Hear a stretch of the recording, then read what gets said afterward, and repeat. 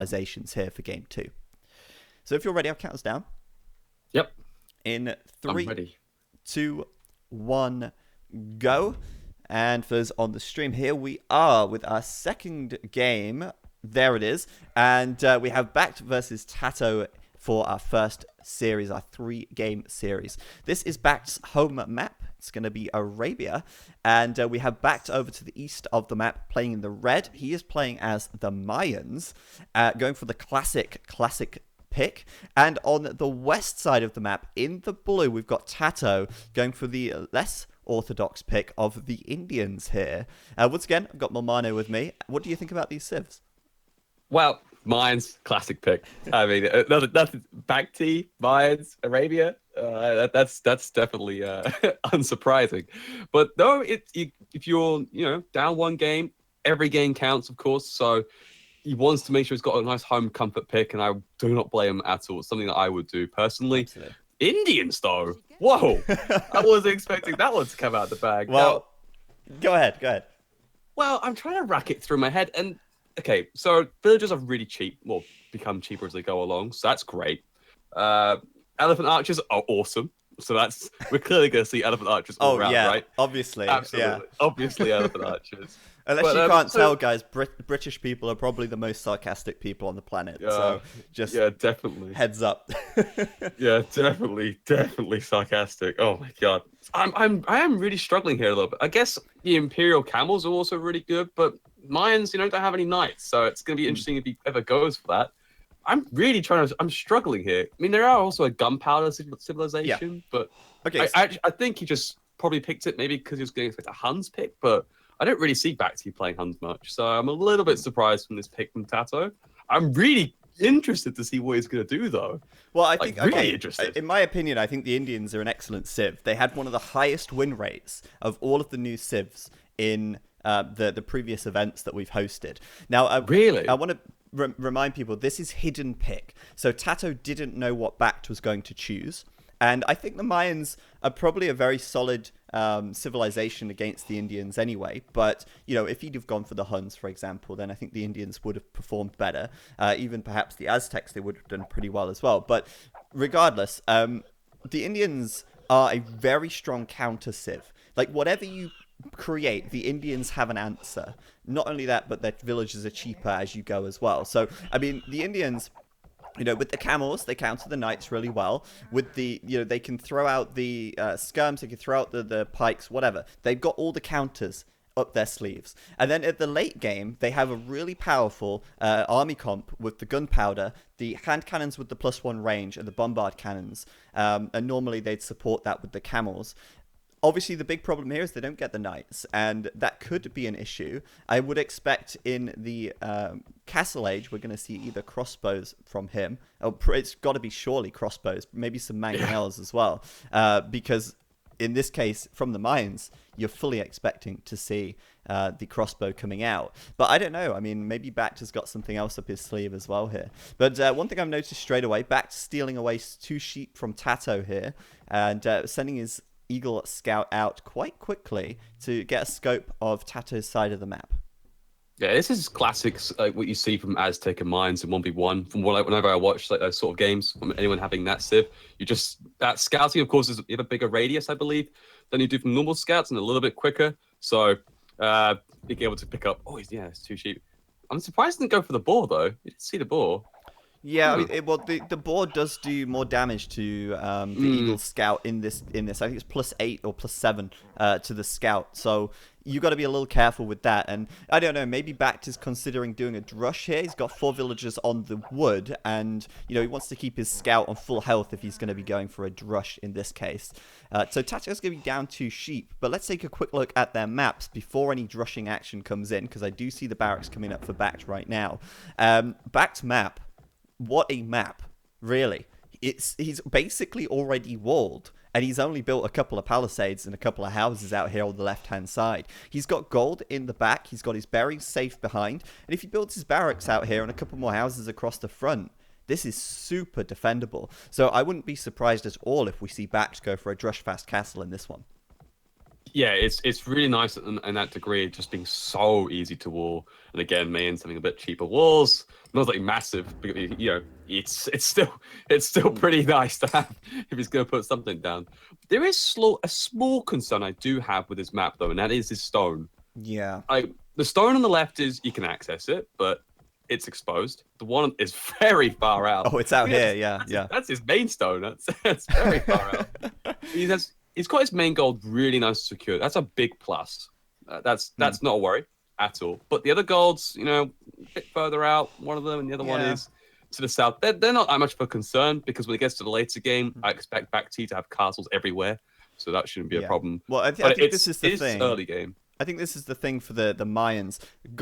Stone is really important because they want to get 3-4 castles so they can make the plumed archers. It's a staple of their military in the late game. But right now, that's not really on the radar because if he can get to the castle age, get some early crossbows out and take the map control, then he's going to have no problem accessing that stone later on anyway. Right now, though, I think, you know, with TaToH being the Indians, I almost expect TaToH to be playing a more defensive style game here as well. And if we take a look at TaToH's map, you know, his gold's quite hard to defend on that hill up to the north side. You know, he's going to have to do quite a bit of walling across the front to secure this. It's a little bit more open, but it's certainly not impossible to wall up and defend with. Yeah, it's just a bit more awkward to wall rather than anything else. You can wall it. It's just in comparison when you look at BacT's map, you just think, oh man, wish I had that one. That'd be a much easier job to work with. Someone in the chat said BacT's map was made in the scenario editor. Could be. Yeah, could be. You probably just thought I'll load up this scripted file. SMB, where are you? Oh man. Okay, right. So Drush coming in from BacT. From BacT. Yeah. on the wood line. On the wood line. There he is. And he's going to get a villager. He's going to get one. She's going to go down. And there's no way she's getting back to the TC. Surely the eagle will do the trick. No way. Oh. Miscalculated, BacT. You should never do math while playing. No, you should. You should do your maths while playing the game. Because then he would have realized he would have needed one more hit. And that villager, with 1 HP, will manage to escape. She's on 2 HP now thanks to the healing properties of the TC. But TaToH building a stable right now. Obviously, the 3 militia in the back are going to loop round towards the berries, and TaToH's getting the scouts out. TaToH can't really counterattack because those scouts are going to be up against a bunch of palisade wall, but they can be used to at least defend from the Drush for now. Yeah, so it's nice. We should have to take care of this. I don't expect to see any villagers being lost here. I say that now. Oh, come on, finish it off. What? Go on. I mean... Yeah, he's okay. Oh God! Whenever I see that, I say, I think, God, why did I just say that? Honestly, okay, that villager's dead now. Yeah, it's fairly painful to watch that actually from TaToH there, but okay. It's unfortunate because the way that it was all positioned out, the villagers kind of bugged themselves out a little bit by just standing still because they don't auto attack either. So when one done, that's it. They're like, okay, what's next? Job done. Job done, guys. We've done it. Yeah. So I think what TaToH has to be careful of here is not to overinvest into the scouts. He's made 3 so far. He's just lost his main scout over at the TC of BacT here, and at the back of his own base, he's going to have it to juke it out with the Eagle Scout. The Eagle Scout's going to come out on top, getting 2 kills back here. And TaToH now should be able to clean that up. But he's seen that BacT is fully walled. And he's also seen that BacT has built 2 archery ranges in a super defensive position. But BacT actually stepping up production onto archers. And it's not going to be the Drush fast castle that we thought it would be. I'm kind of surprised, to be honest. Look at this. Look at this wall from BacT as well, at the north of his base. He's built this wall off to his tree line. Just a little bit more scouting, and he's going to realize just how redundant that walling is. But yeah, I feel like right now BacT might actually... I don't know. I mean, maybe it would be better to do the Drush Fast Castle, but he's got 4 archers. He's going to move out, and we'll see what he can do with that. So we've already got the archery range from TaToH coming up. TaToH just moving out to wall. I imagine we're going to see skirms coming out for him for the time being. Yeah, I expect that to see it from him. He's probably thought to himself, okay, well, he's balled up, so what's the point of doing scouts now? So that's obviously now he's going to do the skirmishes. He's going to finish up the walls up on the top in the north. This is really interesting from BacT to go into archers. I don't think anyone expected this to happen, really. I guess he's trying to assert some more map control and more dominance in this part of the game, and then looking when he gets to that castle age to have, again, a bit more security. But even then, though, I think even with the Drush FC, he's got plenty of space to if he wanted to build TCs and stuff or whatever. So I'm a little bit surprised, but let's see how it pays out. I'm a bit skeptical though, because I don't think it will. Well, at this rate, TaToH's going to have the much faster castle time. His villagers cost less, so he's not spending as much food on them. He's got, archery range up and making some skirms, but he's got a lot more farms than BacT right now. And so BacT's going to have to do some damage here. He's going to try and find a villager, but those skirms are going to push him away. And I just feel like BacT, it was such a great opportunity to Drush FC, get crossbows out, and start pressuring the map from the castle age. But now it's going to be slower to the castle age than TaToH, and TaToH's going to be clicking up relatively quickly here as he starts sending his first villager out to gold. And I think he can defend this with just one range and a few skirms, to be honest. BacT does have +1 now, though. Yeah, +1. It's a bit of a nice upgrade, but is it going to be significant enough? I think in this part of the game, probably not. Just because again, TaToH is fully walled up with houses, so they're a bit stronger, which is great. And the long-range defense, I think, is perfectly fine at this point. I don't see a need for him to drop a second range. He can save that food and look to click up. Yeah, relatively shortly. He's on the gold now. I reckon he'll be up in the next minute or two. Yeah, Wheelbarrow's just coming in. And, I mean, TaToH's just going to basically abuse this choke point where BacT cannot push through because he comes into the TC fire if he does. And I think BacT has kind of thrown away an opportunity there. But still, I mean, he's seeded a bunch of farms now. He's going to be castle not too far behind. Behind TaToH, that is. And I guess on the plus side, when he does reach the castle age, he will have a lot of archers already pre-existing on the map. So we'll have a lot of units to upgrade once he does get there. But the question is, what will TaToH do once he reaches the castle age? And the big problem for the Indians is, like I say, the lack of knights. He can't just kind of start spamming knights out and raid BacT's economy. He can transition into crossbows, though, and that's something that we could see him do if he adds the second range. And he is actually just adding the second range right now. So that's certainly what we're going to see here. Yeah, also I think elite skirmishes will be a nice option, just generally speaking. Just a bit of mix of both, just in case BacT might decide to put a couple of Eagle Warriors in, which is known to happen, but I doubt it. But just you got it there anyway, so why not? So I reckon it'll be elite skirmishes, a few crossbows lined up in there as well. I think TaToH, I said earlier in the game, I think TaToH's just going to play it safe, just get the economy up and rolling. There's no real need at this point, I think, for him to put a lot of pressure because it's quite difficult still. So I think he's just going to play out to that late game, in my honest opinion. Yeah, I think so too. I think well, I mean, we've got to look at his map for this one. I think TaToH's got to push out in the castle age because his gold isn't that easy to secure. I don't think he can get a TC on that main gold where it's positioned. His second gold also in a bad position to get a TC out. And his third gold is way out in front. So I feel like TaToH has to get more map control in the castle age. But right now, massing up skirms, clearly to counter the crossbow that he's anticipating from BacT. And at the moment... Yeah, okay, he's just switching into archers now. I think he was just saving the gold so he could get to castle, right? BacT should also be up to castle as well. He is a little bit behind TaToH, and right now population count basically even for both players as well. Yeah, that's better than I expected, actually, that uptime. I honestly thought he'll be up a bit later, but I don't know. That's still pretty good for BacT. He's definitely still definitely within it, that's for sure, in terms of touching distance to TaToH's uptime. So what I mean by that is not much is lost in comparison. He's not going to be immediately under pressure and be like, oh, crap. People, that's okay.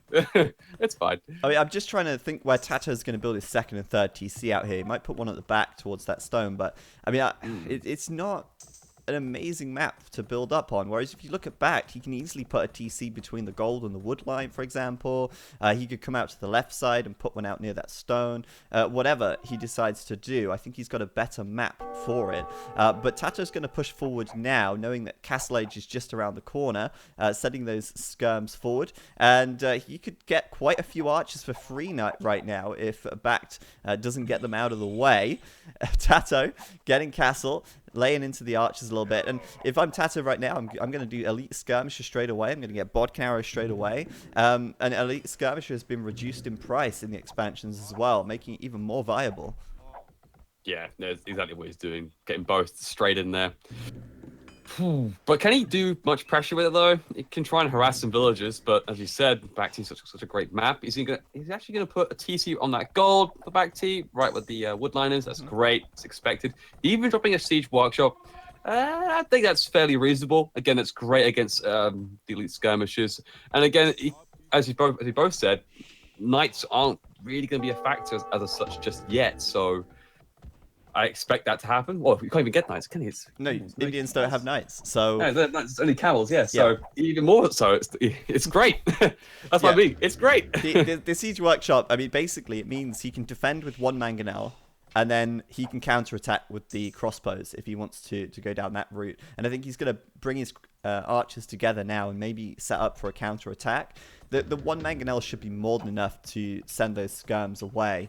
Meanwhile, TaToH, he's staying on one T. Oh, no, he's not. He's going up to 2 TCs, sorry. But he has added to the university. So I'm guessing he's doing ballistics right now, or he's just finishing up ballistics.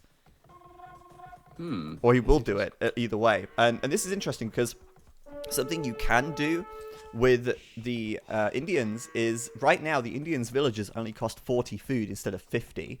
So he can do 2 TCs and also pump out units from 2-3 military production buildings at the same time because it's so much cheaper. So interesting that he's got the university first. He's actually adding a 3rd TC there on the left side now. Yeah, I kind of expect that TC to be plopped around there. I was thinking a bit more to the left, but this makes a lot more sense because it covers the other wood line as well. So good thinking there from TaToH. He's actually harassing those crossbows on the other side. Nothing much going to happen there. Just going to be a bit of a walk around, that's for sure.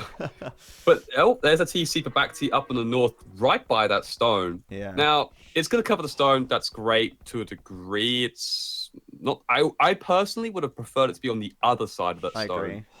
Because A, he can't get any far unless he wants to delete all those houses.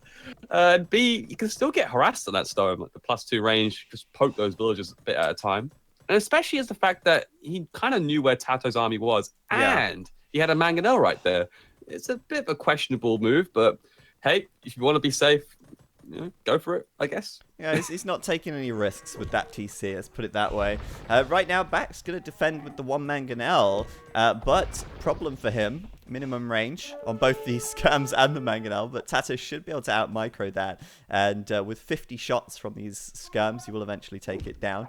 Meanwhile, at the top, BacT right here, going to find himself falling foul to ballistics right now. It's just completed for TaToH, so as these crossbows are running away, these scams are hitting those shots, and that would not happen without ballistics here. So BacT's going to take a lot of additional damage now that ballistics is done. It's going to make it much harder for BacT to out micro TaToH. And meanwhile, we've got the camel coming in for TaToH as well. Why not? just did you see that? It walked up. It's like, okay, coming in for the mangonel, and then the TC I think fired like 3 shots. It's like, nah, I'm out of there. No, this is not a place I want to be. Interestingly though, he does have +1. Oh, because the Indians +1 extra armor. Yes. I was about to say before I say that. But that does absolutely nothing. You just see, look, it just got laid out. Oh my god, that poor camel. That camel got wrecked. So, yeah, I mean, BacT right now able to defend very well. But, I mean, I feel like TaToH is ahead at this stage. BacT hasn't done any eco-raiding. TaToH has 3 TCs up and running, and his villages are cheaper. So he's saving, right now, on 3 TCs apiece, TaToH is saving 30 food over BacT every 25 seconds. And that is a lot of food that's going to rack up over the next few minutes and give TaToH probably quite an edge going up to the Imperial Age, I imagine. We'll have to wait and see on that. But at the moment, BacT looking to get that castle out. He's got a lot of villagers gathering this stone. Where do you think he's going to put the castle? I'm guessing it's going to be out on this left-hand side near the main stone, and also covering that gold as well. Basically where he's got his army positioned right now. TaToH coming in though. The absolutely spot on. Yeah, he's gonna. It's a trap. Oh man, Admiral Akbar, my hero. Oh god, that's awful. TaToH, that's awful. Please, this is not a fight you want to take any day of the week. 2 mangonels. It's just not something you can really easily out-micro. TaToH's going to take a big loss, and BacT's going to push him away. And it looks like, yeah, that castle's going out there on that left side next to that stone. Most logical place for it at this stage of the game. TaToH's going to move out with a mangonel, trying to probably snipe some of BacT. But if BacT sits on this hill and sits near to his castle, he should be fine, to be honest with you. But yeah, right now, I mean, as I say, TaToH should be ahead in economy, and indeed he will be hitting the Imperial Age upgrade in probably 1 more minute's time here, as he's nearly up to that 1k food. BacT, on the other hand, he's got a little way to go, but he's not so far behind. I mean, let's not forget the Mayans do have a fantastic economy, however you slice it, but TaToH's going to have the edge there, that's for sure. Yeah, he's the up. economy's looking really nice. He's up. There we go. Up, and away. He goes. Oh man, I really got to stop these puns. This is terrible. But no, I expect probably. I'm expecting your chemistry to be done and bombard cannons or something like that to try and siege those the castles down. Yeah, I think so. Line it up with, of course, more skirmishers, and I think some hand cannoneers as well, just in case he goes for Eagle Warriors. That's what I'm trying to think in my head is what he's going to try and plan to do here. Yeah, I mean, the problem is, I think if BacT is allowed to get mass plumes, I don't think TaToH has that much in his arsenal to deal with it. Of course, he goes Skirm, but it's not ideal. And I think if TaToH's looking for maybe a timing edge here, a timing window, where BacT only has 1 castle, he doesn't quite have the techs, he doesn't quite have that many plumes out, and then try and maybe just take out this castle quickly and just deny BacT's ability to produce the mass plumes that he's probably looking to get here. Yeah, TaToH just lost 2 mangonels and got nothing out of it. One was to the castle fire, and then just good micro work from BacT, just spot on. But TaToH was trying to juke the shot, but walked into it, so that didn't work out too well. Bless him. But yeah, look at you, pumping out a lot of skirmishes right now. Here's another forward siege workshop. You can also do rams, I guess, but I think the bombard cannons are a bit more effective because you can try and target the plumes with them. So it depends. I think, do they get siege ram? I don't think they do they? Well, the Indians. My knowledge, no, they get cap ram. Yeah, I think bombard cannons work better here. Yeah, absolutely. Bombard cannons can also take out some mangonels if BacT makes more. But interestingly, BacT adding a couple of barracks here. And I think if BacT actually goes towards Eagle Warrior, that is the wrong decision for him to make here. The Indians can counter Eagle Warriors very easily. The Indians cannot counter mass plumes very easily, in my opinion. Sure, they can make a lot of skirms, but it's quite easy to deal with skirmishers.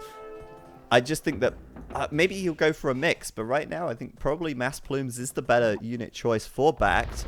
Let's wait and see though, as he's not far from the Imperial Age himself.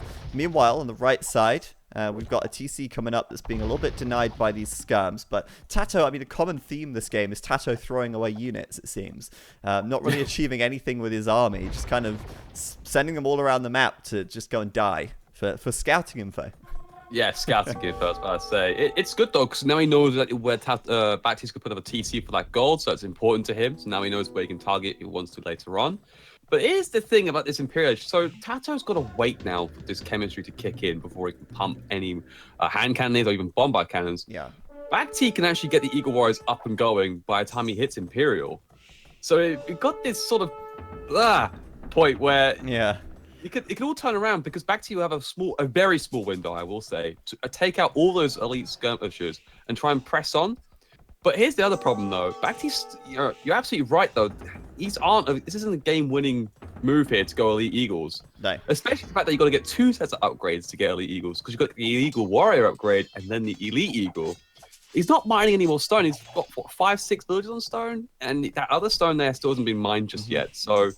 I'm a little bit concerned because it's not going to take long for TaToH now to get it up and running his hand cannoneers. TaToH's just denied the TC on the right side from BacT, covering the gold, which is not ideal. BacT does need to secure his gold this game if he wants to go the Eagle route. Whereas when you go Plumes, you're really focused on securing the stone. When you're going Eagles, you're focused on securing the gold. But yeah, I see what you're owing at. That house. Oh, we've got... Oh, no. I'm not talking about the house. I'm talking about... No. Oh, okay. Well, we're seeing this. Well, I'll talk about what I'm about to say in a second.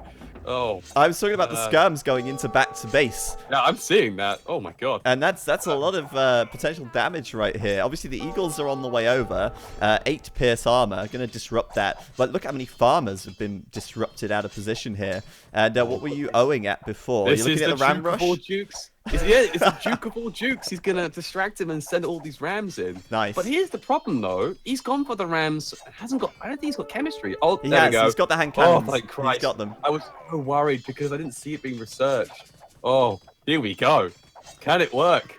Come on, buddy. Yes. You got this. So on the right side, he's distracting with his small army out here, which is going to get cleaned up by the Eagles. Whilst on the front, he's sending the rams in.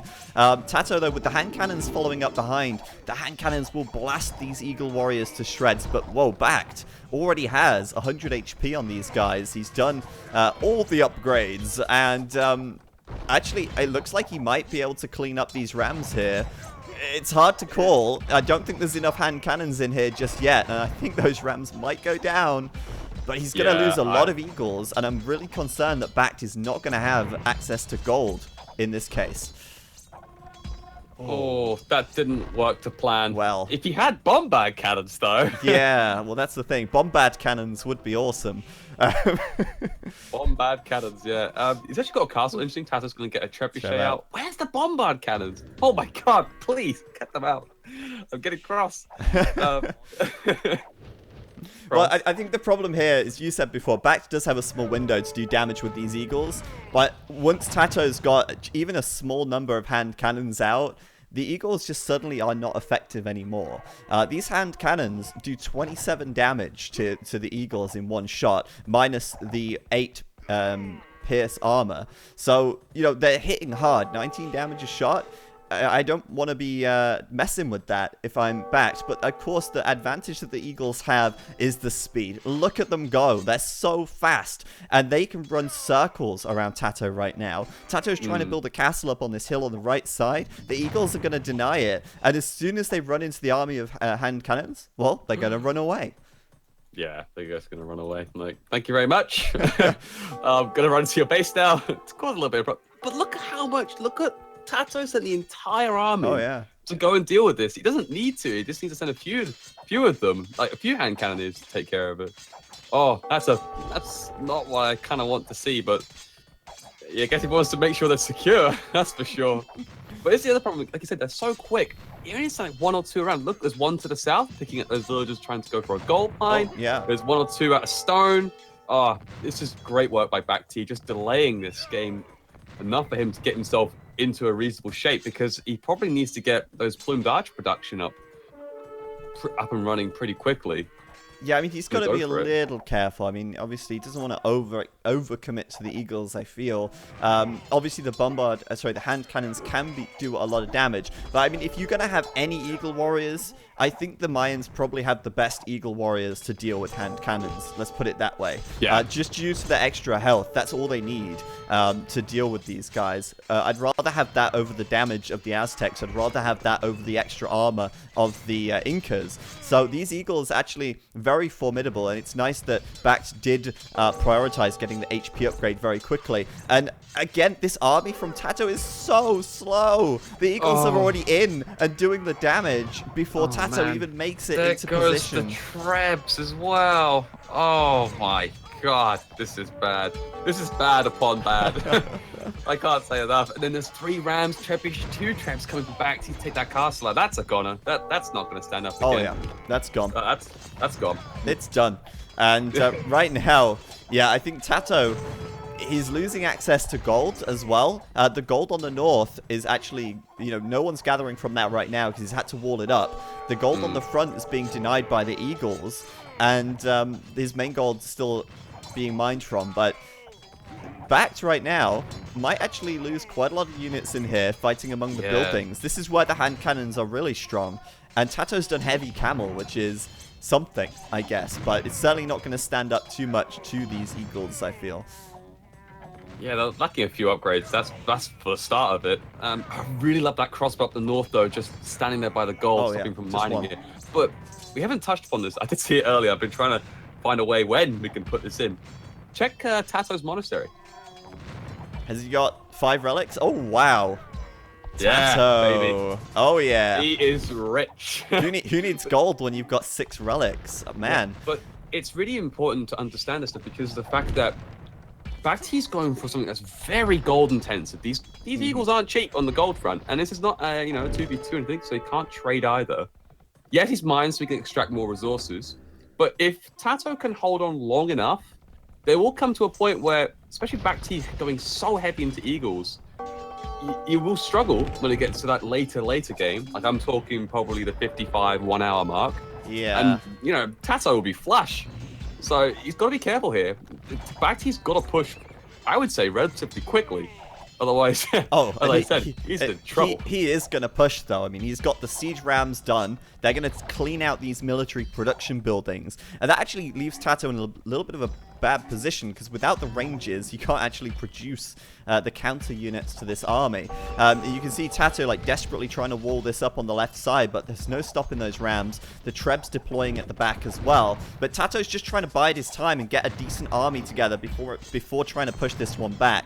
Now, the camels, they do have decent armor thanks to the Indians' bonus, but they're just not going to be good enough. However, with the hand cannons behind, the hand cannons could really be quite pivotal here for TaToH. Then again, you've also got the rams to contend with, and I think BacT might be able to push through here. It's going to be a close one. I don't know if he's going to run out of Eagles too quickly, though. Hard to call.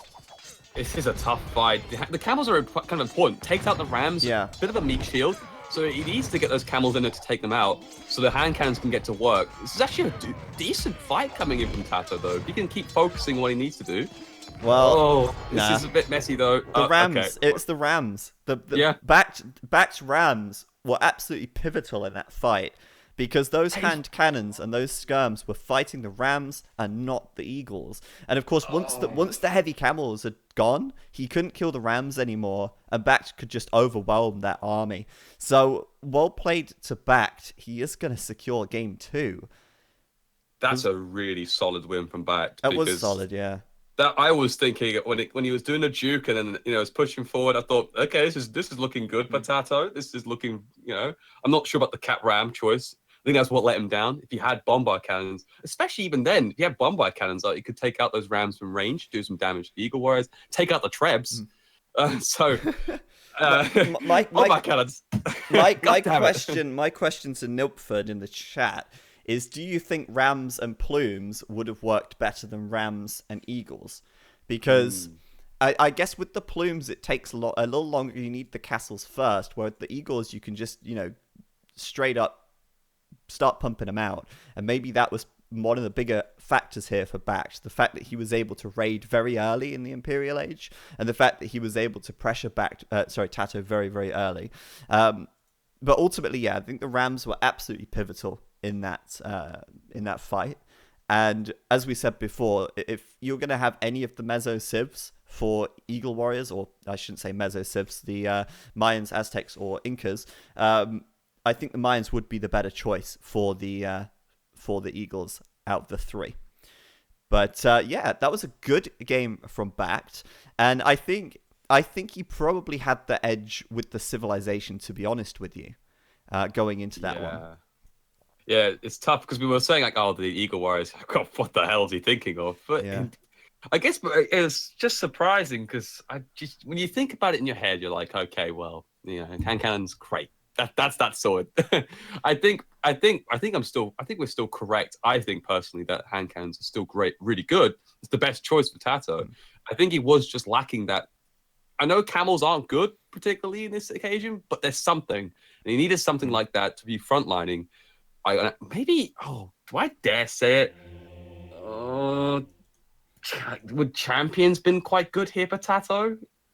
because you didn't have many castles to begin with. It's tough though, because you could argue so many back and forth points in this game, and I think that's absolutely. I think that's the thing we can take from it, is that, especially in the chat, that people be saying, "Oh, everyone was wrong," people were wrong. I think it was just one of those games where it could have gone either way, and I think it was just down to the skill play from BacT more than anything else, in my opinion. And it was just fantastic all round. I think a good point that Niltford brought up in the chat actually was this castle from BacT. He only had one castle, and if TaToH had killed the castle before BacT had the HP upgrade, that could have been a different story altogether. And I think the way that TaToH needed to do that was to use a Treb instead of going for chemistry and bombards, but he didn't make bombards anyway, so which we sort of anticipated. But there you go. Well, let's take a quick look at the achievements here.